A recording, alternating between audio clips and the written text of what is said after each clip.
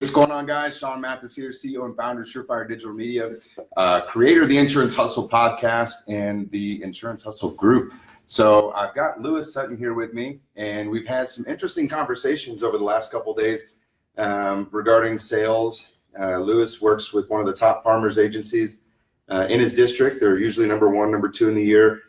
Based out of Oklahoma, he's in the top 10%, maybe even top 5% of the nation when it comes to producers, and really valuable sales insight. It's funny, he was listening in on some of our team calls, listening to me on a call, and his sales skills are just so on point. I put the guy on mute. I'm like, Lewis, help me out here. What do I got to do to close this guy? I've been on the phone for like an hour, and I could not get this guy to move to the next step. One small question, one simple question that Lewis had me ask the guy changed the total dynamic of the conversation.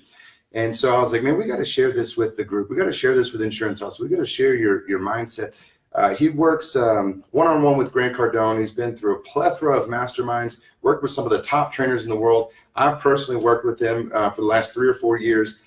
He consistently closes more business than any of my clients when it comes to a percentage of leads that he quotes, he sells. There's just no better closer that I personally work with or that I've known, and I've worked with thousands of insurance agents across the country, than Lewis Sutton. So I really appreciate you taking time here, man, to share your insight and drop some knowledge bombs here in the Insurance Hustle group. Thanks for joining us, man. Yeah, my pleasure. Hopefully we can help some of these people out. Yeah, so we were talking, and I just kind of wanted to rehash this out so that the guys in the group and agents who are listening in can pick up a couple of helpful tips and tricks and best practices of how to grow their agency. Obviously, we're moving into 2020. So what would you say has really helped you personally get to the top? And then, obviously you've worked with people in the district, you've done countless trainings and worked with agencies all over the country and in your district to help their sales game. What's helped you get to where you're at, and why do you have such a higher closing rate than other insurance agents, would you say? Well, honestly, whenever I go into people's offices and I help train the other insurance agents, the most common trend I see that I do differently is I go in every month, every day with a plan. I know what every second of every day looks like for me, what I'm supposed to be doing. And the only thing that throws a wrench in that plan is appointments. Yeah. If I'm not doing a sales presentation, well, I know exactly what I'm going to be doing. It's going to be something along the lines of prospecting. Most agents don't prospect enough, or they're having just one form of prospecting. Yeah. So that's really the meat and potatoes of what makes me different than everybody else. Most agents go into work and they have no idea what they're going to do. You get some random answer like, well, I want to do some follow-ups on the quotes that I did. I'm going to sell a policy today. Yeah. Well, that's the big goal, but what are you going to do today to make that happen? Nobody can tell you that. Yeah, I'd say, that's spot on. I talk to agents every day, diving into their business and, figuring out what their struggles are. Work with a lot of captive agents from all states, State Farm, Farmers, independent agents. I'd say our core customer probably is that 10-year to 15-year agent who, has probably a $3 to $7 or $8 million book, 3 to 5 employees.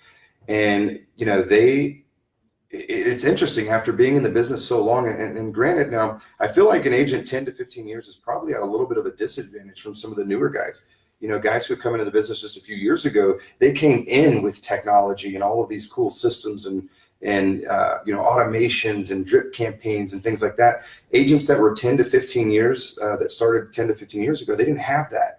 And it seems like it's been really difficult for them to navigate the massive changes that have happened with technology. And it's just an interesting dynamic that you see. So, what would you say is, the biggest setback from some of these agents that are kind of in that core group that might be listening, that have 3 to 5 employees? Because you've come at it from both the consulting angle as well as the team member angle. I started as a team member as well.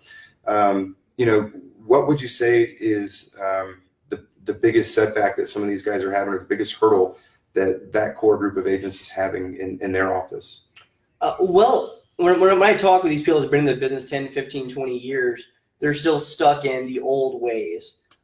They have a hard time adapting to the new technology and utilizing it, things of that nature. They believe in card and a handshake. And don't get me wrong, there is a time and a place for that stuff still today. Sure. But how are you going about doing that? How are you getting in front of these people? Because the technology, if you're not utilizing technology, you're selling yourself short. So they hire producers, and you hit the nail on the head when you said, they're mingling the two by their employees. They don't know that stuff. They hire people that do. But the reality is these people don't have any sales training. Yeah. And in my experience, and you guys watching, they'll take this the wrong way, but 95% of the people that are in a sales job shouldn't be there because they don't know how. They don't know what kind of work it takes. It's math. You walk in, and I asked every agent that asked for my help, hey, can you tell me the math? How many phone calls does it take you to get a quote done? How many quotes do you have to do to close somebody? Yeah. If you can't answer those questions, you're selling yourself short. If you can't do that, how can you monitor your staff? Yeah. And you have to look yourself in the mirror and ask myself, what am I doing to help these people close? But a lot of agents are like, man, they're just sucking my money. But if you don't know your own math, how are you supposed to help them with theirs? Yeah, and I think so. Metrics and tracking is a huge thing too that I notice a lot of agents don't have. They don't know the numbers. They've really been riding the renewal trains, mm-hmm. and I think from the top down, I've got some corporate contracts with some of the biggest providers in the world. And, I sit in these executive meetings and look at it from the top down. So I see a lot of different angles of looking at the business, and you're seeing companies adjust compensation plans. I've seen it happen 2 or 3 different times with some of the top 5 carriers where they're taking away renewals. They're incentivizing new business growth. And agents who have traditionally been able to come in and walk into, a $3 or $4 million renewal book of business, they could theoretically golf most of the time and not grow. As long as they mm-hmm. could maintain, they'll still make money. But with new compensation structures, that's not possible. And so a lot of these agents are really forced into a decision of, we have to grow or we have to sell. Like I've got a book coming out, The Insurance Marketing Blueprint, and that's one of the things I said. With this group of agents between 10 and 15 years in the business, you either have to adapt or you really need to reconsider being in the business at all. Because the days of riding the renewal trains, if you're with a captive carrier, are done. You can't survive. And they're looking to squeeze those people out of the business, to squeeze them out of their books and make it so difficult with compliance and with compensation plans that if you are not going to aggressively grow, then you will be forced out. Absolutely. I mean, you have to grow. And you see agents all the time. I hear them every day. They'll call our office, and maybe not so much talking to me, but talking to the other business partners in the office. Mm-hmm. We'll call them. Hey, you killed it this month. Good job. He's like, yeah, but I lost 40 policies this month, and I only wrote 40 policies. Or I lost 56 this month and I only wrote 30, so I'm still losing. But the problem is retention. But where you get those people who don't sell anything, like I sold 2 new policies this month in new business, but I lost 60. A lot of these agents are going under, and the compensation plans you're talking about is killing people. A lot of agents are sitting there, they were banging their head up against the wall going, I'm going under because I can't get new business. But it goes back, when we reverse the roles on you a little bit, you send out those forms to kind of gauge where people's doing, what they're doing with their marketing money and things of that nature. Where is their new business coming from? And correct me if I'm wrong, but you're going to get people saying, hey, I spend money on Facebook advertising. I do internet leads I buy. I do mail outs. I do cold calling on my win-back list or whatever. But then you have a box in there that says, well, where's the majority of your business coming from for new business? And I'd be willing to bet that 98% of the time it's referrals. Yeah. And actually that was interesting, as Lewis and I looked through the folks that we talk to on a daily basis, the agents that we talk to who are looking to grow. We have a fact-finding sheet that they fill out to confirm an appointment with us so that we have an idea of what we're walking into before we get on the phone.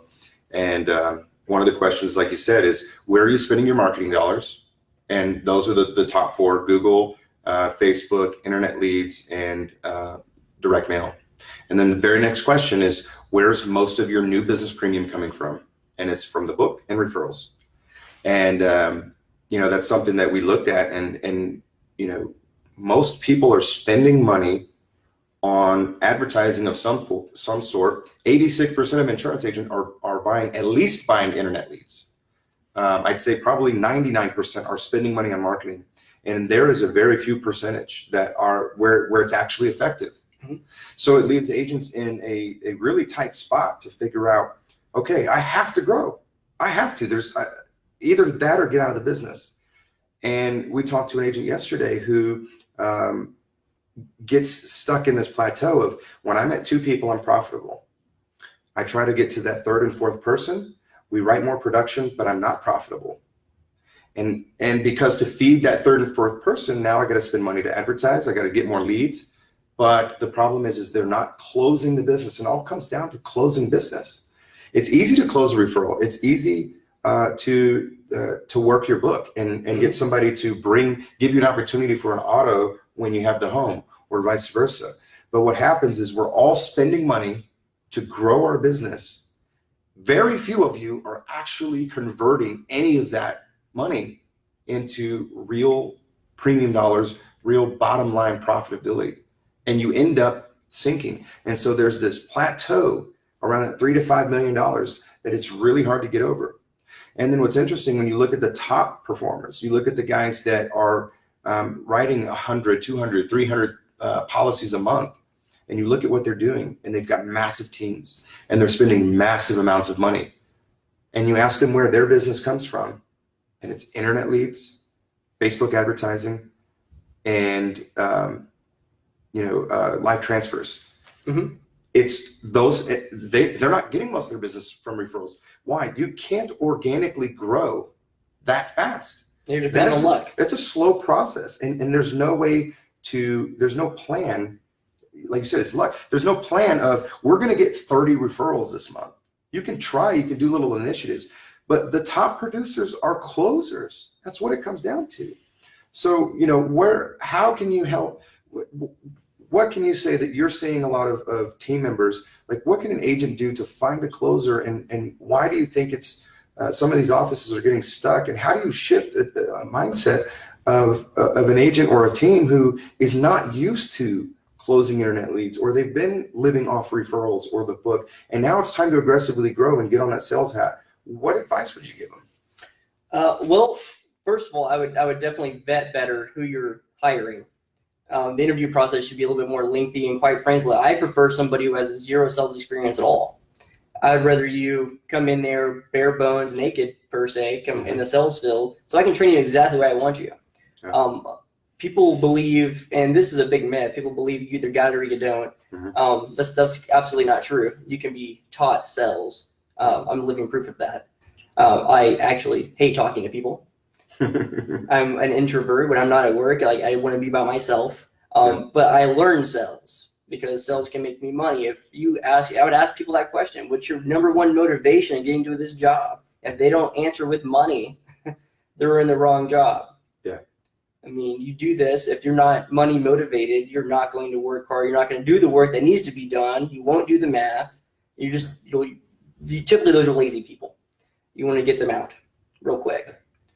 Be quick to hire and be quicker to fire. If they're not bringing money to the table, get rid of them. Yeah. I know it sounds cutthroat, but like exactly.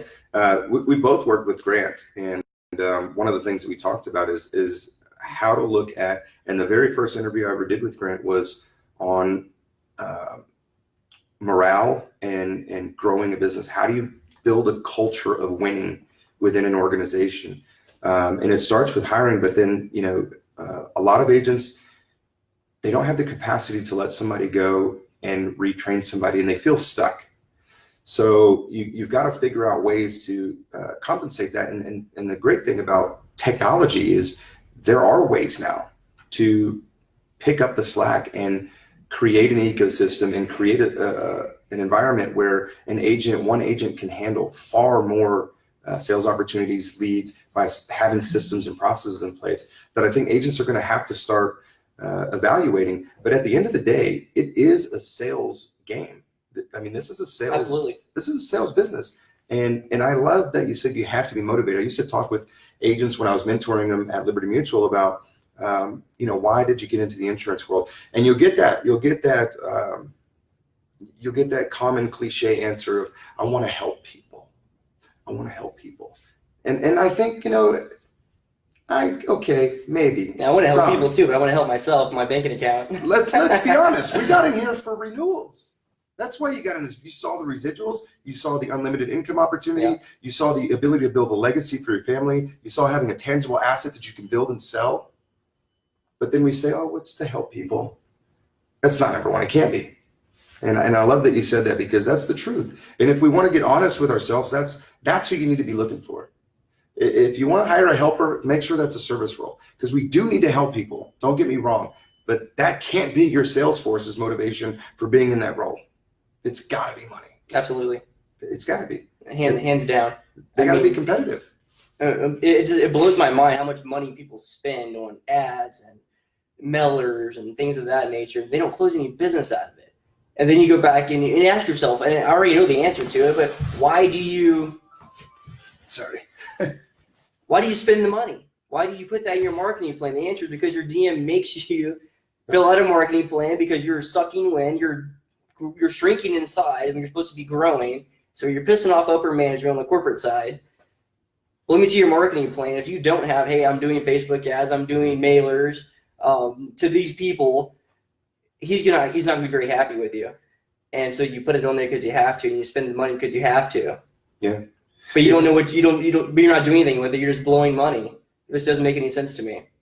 Yeah, it's interesting. A lot of the depending on the company that you're with, some things are so highly suggested from the top, you feel like you have to. It's like, I just have to do it. And then I think we go into this I think we go into marketing with this mindset of, I have to, or as long as I'm breaking even. As long as I'm breaking even, I'm good. And breaking even, as Grant says, is a failing formula.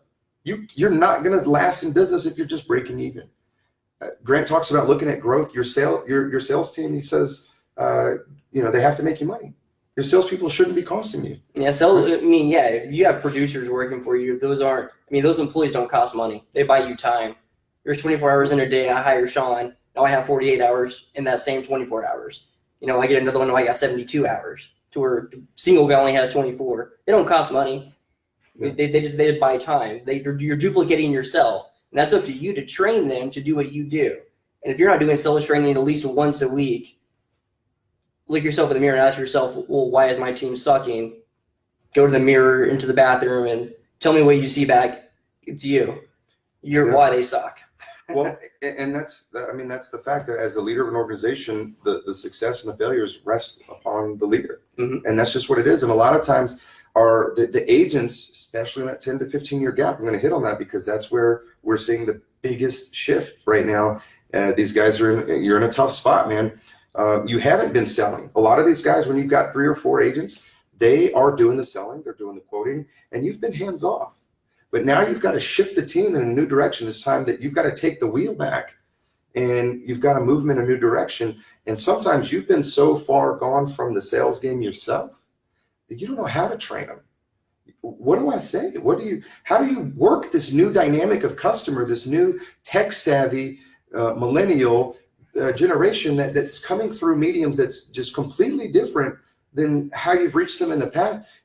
Even if you were to try to sell them, it's a new year, it's a new type of customer. And I think, some of the younger guys like yourself, you're able to speak their language, you're able to communicate better. And sometimes these agents, even if they had good sales training 10 years ago and they had good closing rates, mm-hmm. I think you'd struggle with today's lead. The way that we're reaching consumers for our clients, we're not doing search-based marketing anymore. We're doing disruptive marketing. We're creating shopping events. We're getting a very specific customer in through the funnel, and they're looking for value. It's a value-driven customer, and it's interesting that I work with agents who talk about wanting to sell value, and they're at a captive carrier because we sell the value of our agency. But you listen to the calls, and they're selling price. It's always price. It's like that with the independence captive. In my experience, and I'm sure there's other people out there that don't do this, but in my experience, independent agents are independent so they can sell price. Yeah. Because they don't know how to sell anything else. Captive agents, they see the value, but they always get into a price battle because, once again, they don't know how to get off of the price battle because every client out there these days, they're price shoppers. Mm-hmm. Majority of people care about price because the salesperson is unable to show them value. They don't know how to do it. Yeah. Case in point, they can't sell. Right. And so the agent who hasn't sold value in so long, it's next to impossible to adequately train a team when you're so far disconnected from marketing strategies of today. You're still providing leads that were generated with strategies from 10 years ago. Your team hasn't been accustomed to putting their sales cap on. They've been working nothing but referrals in the book, and now you're putting them into this sea of sharks. And that's what the real sales world is. We're sharks. We're hunters. And you're putting a flower picker in the middle of this and hoping that they're going to come out and survive and get their share of the pie. And I just don't think it's realistic. So what do you do? What do you do in that sense? Well, if you can't do it yourself, you're so far unattached from the sales world, it's been that long. You got to get somebody in there that does know what to do. Go train yourself so you can train your team, or call somebody in to help train you and your team. You got to put processes in. How many mailers does it take you to get a hold of somebody? Mm-hmm. If you don't know that, you're just spending money to spend money. Like, how does that follow-up process go? How many times do you call them? Do you ever go visit that business that you sent the mailer to? Who's doing that? I know agents who spend thousands of dollars on mailers every month, sending thousands of these things, and then ask them, well, what's the follow-up to it? And I get I just do that to get my name out there. Yeah. Well, it doesn't drive any action. There's no call to action for that person getting the mailer. I mean, yeah, it probably has your name and your phone number on it, but you're banking on them calling you, which is never going to happen because you didn't provide any value to them. Right. You have to be on the other end and drive somebody to make a decision. These people don't want to be sold, okay, for one. Yeah. These people want to buy. You have to give them a reason to buy and push them in that direction because people are incapable of making decisions on their own. You have to help them do that. So if you don't know how to do that, you need to hire somebody that does know how to do that to train you. So you can train your team and really get that expansion that you're looking for, that your bosses are looking for at the corporate level. Get them off your butt and become a rock star. Yeah. I mean, you got to hire somebody. And that doesn't necessarily mean internally. Maybe it is internal. Maybe you hire a sales manager that's got some great sales experience. But maybe it's working with a company like ourselves. Maybe it's hiring a coach. Maybe it's hiring a consultant. Maybe it's hiring a marketing firm. But I think, a lot of times agents, especially in the small business world, you're a small business, 3 to 5 employees, and you're competing in the most competitive industry that is spending billions of dollars on marketing, hundreds of millions on social media alone. And they have systems, they have processes, and you're trying to get your share of that. And it's really tough to do when you're also being pulled in 1,000 directions with employees, turnover. You got corporate meetings and you've got reports, and you've got HR, and you've got accounting, and you've got lead vendors calling, and you've got people calling in sick. You're pulled in 1,000 different directions. And then you've also got to focus in on your team. And sometimes it's hard to see the picture when you're sitting in the frame. And if you get somebody outside of the organization that can just focus on driving new business, that can just focus on where your marketing dollars are going, that can just focus on holding the team accountable. What's going on with this deal, this deal, this deal? How many contacts did you make? How many calls came in from the mailers? How many leads did we get from Facebook? How many did we quote? What is our cost per acquisition? If you can hire somebody who can just focus on that, you'd be surprised at what you could do with the money that you've already conceded to wasting on internet leads. It's interesting, agents will spend money on marketing ventures they know aren't going to work. You buy internet leads and they're not going to work, but they do it anyway. Instead of investing in a good employee, or instead of investing in an outside firm to come in and take a look at things. And there's nothing wrong with reaching out and asking for help. In fact, you're gonna sink. Your ship has holes in it already. I'm seeing it across the board at carriers across the country, regardless of experience level. There has not been enough focus on the sales side of things. And it doesn't matter how technical the marketing strategy can be. It doesn't matter how good the lead is. At the end of the day, if you don't have the sales piece, it's all for naught. Yep. Those things are going to close themselves unless you just get lucky, because you sold price and you happen to win. Yeah. And that's a hamster wheel. Yep. I mean, and agents have been stuck in this wheel of lead provider after lead provider after lead provider after lead provider. never taking into account that they're all using the same process. The only variable is the sales rep. Yeah. And internally, there's not a sales process in place. There's no sales training in place. And most people will get hung up on price on the insurance game. So what are, like, 3 things that you're seeing, 3 tips that you could give an insurance agent to overcome price? Well, first, they're again, like I said, they're not there to buy, they're not there to be sold insurance. They're there to buy insurance. You have to convince them to buy your product or your service, and you have to you're selling yourself. You're the expert. I mean, I tell people all the time, well, that's a lot of money. That's $60 more than I'm paying right now. Yeah, you're right, but right now you probably have a 1-800 number. Right. You go home today and your house is in smoldering ashes, and it's a $300,000 home, which I think you would agree is probably the most money you've ever spent on anything in your life. More times than not, you're going to say yes. Don't you think it's a fair assessment to say you should probably protect that at all costs? Because that is the thing you invest the most money in your entire life. Yeah. Wouldn't you feel better if you talk to somebody, the same person every single time, and you knew I'm going to care about you instead of calling 1-800 number, talking to some guy somewhere you've never met before and hoping he cares? Well, that's what I'm bringing to the table for you. Have you ever hired an attorney? Most people will say, yeah. Well, what do you have to pay them for them to work for you? A retainer. I'm that guy. When you pay this premium for me, yeah, I'm a little bit more expensive, but you put me on a retainer. I'm going to give you my personal cell phone number. It's not a 1-800 number. I'm going to answer it 24/7. And I'm going to be there for you because you have me on a retainer. Anything insurance related, you get in a wreck, call me. I'm going to take care of you.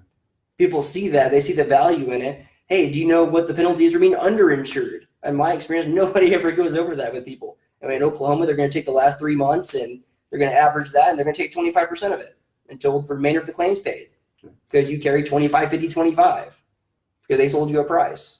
Mm-hmm. You tell people that, gets them off that price point real quick. Hey, I get you want to save some money, but I think you would agree 25% of your check's a little bit more than just $30 we're talking about. Right. Oh yeah, that makes sense. Yeah. Is what you get.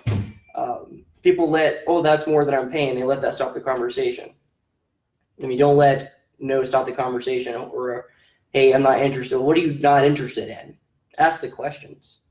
Yeah, I mean, God gave you 2 ears and 1 mouth for a reason. Listen to them. They'll tell you how to sell them. Yeah, I think that's the key, is asking questions. A lot of times we look for what are the key words, or what are the hot phrases?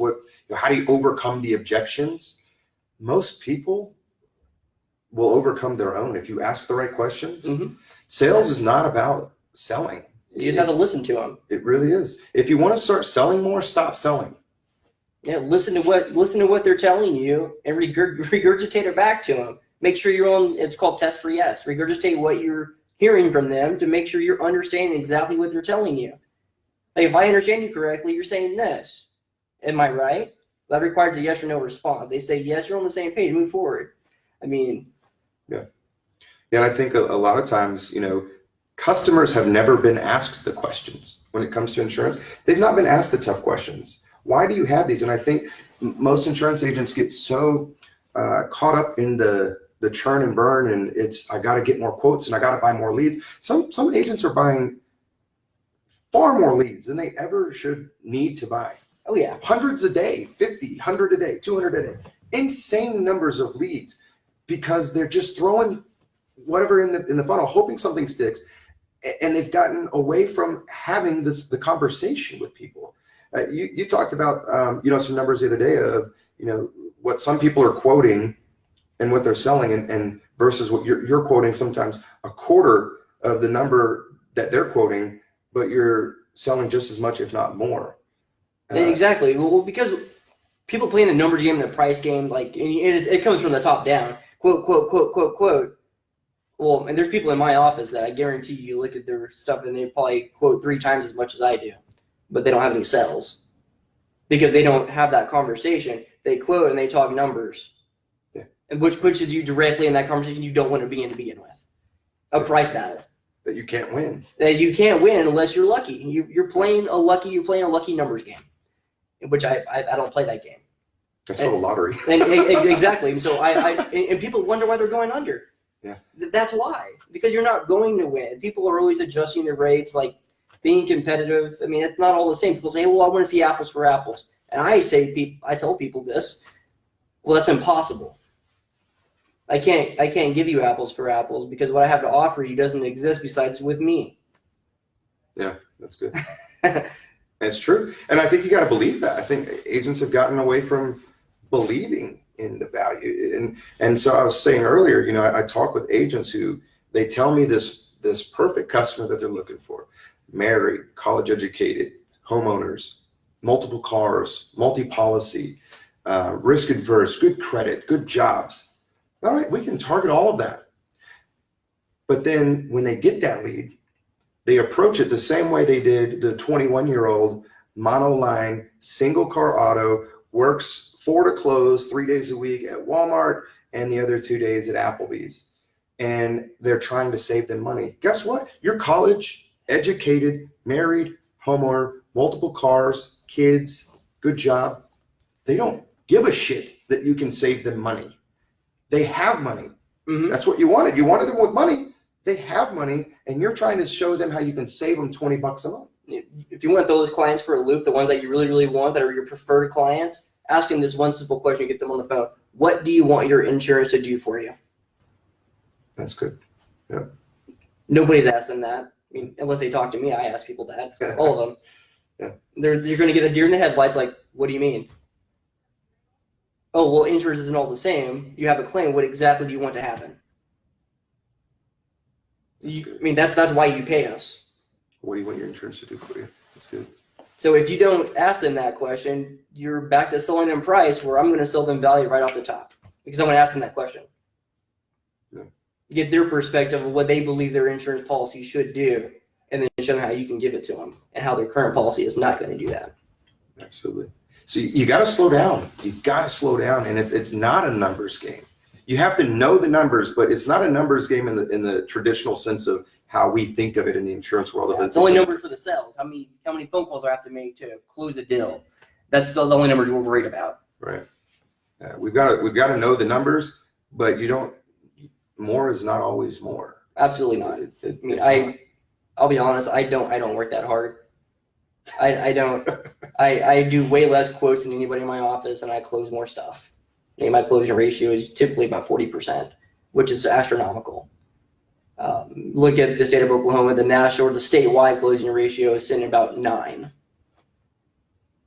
and I'm at 40, so that gives you a difference. Is I know how to talk to people, I know how to listen, I know how to get what people are wanting out of their policy, and I can show them how I can give it to them. Everybody else is playing a numbers game. Hey, I quoted you. Here it is. Do you understand it? Well, this is what it's going to cost you. Yeah, it's interesting. Done. I see a lot of bad practice out there. A common one I see is blind quotes, quoting people that you've never talked to and just sending it out. There's a system called Quote Burst. All state agents are using. Mm-hmm. They're just sending quotes. Just haven't talked to them. Don't know anything about their family situation, their money situation, and they're just throwing quotes out there. And why are you doing it? Because you're told you have to quote. It's a numbers game. I have to quote. Do quotes. How many of those people, and you guys can self-evaluate, but how many of those people actually called you back? Can you tell me that number? How many did you send out, and how many actually did call you back because of that mail out, and you closed them? I'd be willing to bet 98% of you can't answer that question. Right. And the reason people are buying price, and you're probably thinking, let's get real, guys. In the real world, people are price motivated. That's what drives the conversation. It's what drives the conversation because you're letting them drive it. If you took control of the conversation, you stop selling price, they'll stop buying price. Start selling value and they'll buy value. It's interesting. I ran a campaign for one of our Allstate clients, and in the midst of Allstate telling me, regardless of the state, they've got zip code. This is where we're competitive. You don't want to work hard. You don't want to close. You only want leads and zip codes where you see high closing rates. You don't. You want exclusive leads. You don't want any competition because you know your sales skills are lackluster at best. And you say you want to sell value, but then when you get the opportunity, you don't. You say you're not competitive against Geico, but the truth is you're competitive against Geico, just not price-wise. You've got far more value. You should than Geico. And so we ran a campaign just to prove it for one of our Allstate agents, targeting Geico customers who experienced rate increases. And they had a lead that came through, and the customer went back and posted online that she switched from Geico to Allstate. She got $500 deductible instead of $1,000. So she reduced her deductible by 50%. She got rental car coverage, which she didn't know she didn't have. She got towing reimbursement, which she didn't know that she didn't have. And she paid $20 more a month and was happy to do it. Now, you'd say the Geico customer that's not our customer. I hear that so many times. That's not our customer because of the prior limits, or you can't control that. You can't control what they had before. You can't control the fact that most agents suck and they sold price and they have shitty limits. It's incumbent upon you to have the conversation. So, how would you suggest before we head off here, how do we get our mind shifted away from price when that's just our natural go-to? We're used to having that conversation. What is the one thing that you could say, if you catch yourself slipping back into the numbers conversation, to kind of halt it, like we did my conversation? That one question that got everything back on track to let's focus on what's important here and get out of these little details and derailing the conversation. What's a solid question they could get back on track with? Well, first of all, when you get into these conversations, slow down. People are so quick to get in there, go over the policy, give them the number, and either get the deal or don't get the deal. Slow down and make it about the customer. Hey, what exactly do you want this to do? What's your expectations? Because that right there off the top, it flips the whole dynamic of that conversation to begin with, because everybody else they're getting quotes from are just spitting numbers at them. They're not explaining any coverages to them. If they are, they're doing it, lacklusterly. They don't know anything. The thing is all the same. You have to show them that it's different. You're going to be different simply because you're asking, hey, what do you want this to do for you? How is this going to help you and your family? What's your expectations? Because you and I might not be a good fit. Yeah. Go ahead and say that to somebody, because nobody's saying that to them. Hey, I might not want to do business with you. Yeah. That sets you apart from everybody else. Absolutely. So everybody else, they want your dollar. I don't care how much or how little it is. I just want you to say yes. Yeah. Buy my price. And then when you get screwed on a claim later, I'll tell you. Yeah. I got my tiny commission check. Listen, guys, you got to have a process. It's got to be visible. It's got to be uniformed. It's got to be you've got to be able to evaluate it. You've got to be able to measure everything that you're doing. We've got a lot of options to help you, from sales training with your team, to marketing automation systems, to entire sales processes and follow-up processes that are automated that will reach out to your database on a daily basis. When you look at the top producing teams, they're cranking out 100 to 150 calls per individual in that office. You got 10 people, they're making 1,000 calls a day. Most of you don't have the bandwidth. You can't. And let's be honest, that's honestly a shitty way to run your business every day. Nobody wants to go in and do that. I would highly suggest, though, it needs to be done in some form or fashion. Either you're gonna knock doors, you got to call them, or you've got to stay in front of them with effective marketing strategies, and we can provide that as well. I want you guys to take a look at insuranceleadgenie.com. It's an entire sales process. Everything that we've talked about, we've automated as much as technology will allow that for us. We've automated the entire sales process and follow-up process, and we can put that into a turnkey solution into your organization, so that you eliminate the variables of the way Tina versus John versus Paul sell. As a sales coach, you'd have to agree that it's really difficult to evaluate closing percentages of an office when you've got 3 different processes running within one roof. Yeah, there should always be just one process going. And for those of you that are watching that are still in that mindset that employees cost money, this system that Sean is talking about right now will replace 10 employees. It'll take 10 people on your payroll to do what this thing can do. Definitely highly recommend it. I use it. My team uses it. It's phenomenal. Thank you. Yeah. So I'll pay you later for that. No. So listen, you've got to think systems processes for 2020. You've got to reevaluate your marketing. You're going to have to market. We know that we have to grow. We discussed that earlier. You got to do something different, and it has to be different. That doesn't mean, okay, let's go to a different lead vendor. That means a totally different approach. The vendor has to be doing something different. Most of the vendors out there are still using old, dilapidated strategies that are antiquated and archaic at best. And you cannot operate in that environment. So, really reevaluate what you're doing. But at the end of the day, like I said, it doesn't matter how good the lead is. Doesn't matter how technical or fancy the automations and workflows are on the back end. It's self-evaluation. You have to do something different. You do. And when you get on the phone, you have to close it, or your team has to be a closer. You have to change the dynamic of the conversation, or none of the other things matter. You see it in your numbers. Ask yourself, answer those questions. Where did you spend your marketing dollars? Where did your new business come from? If those are not in alignment, there's something off. Absolutely. That has to be evaluated. Hopefully you guys got some value out of this. Take a look at insuranceleadgenie.com. Throw your comments in the video here below, and we'll chat with you. And Lewis, thank you so much for your time, man. I really appreciate it. Yeah, my pleasure. Thanks, buddy. Yep.